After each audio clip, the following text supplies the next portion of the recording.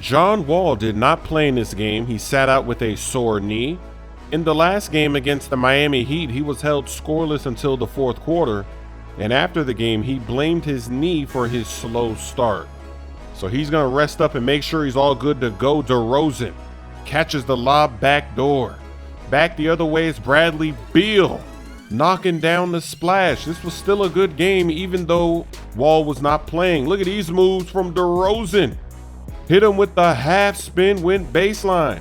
Then in transition, Beal gonna get his own rebound, put it back up and in. So far this season, the Raptors have only lost one home game, and that was to the Wizards. So they're trying to avenge that loss here tonight, as you see DeRozan making it splash. Into the second half, more DeRozan. They just can't stop this man. The Euro step, finishing with the left hand. This is a bad possession. The shot clock is winding down, but DeRozan's gonna bail him out with a three, with the hand in his face.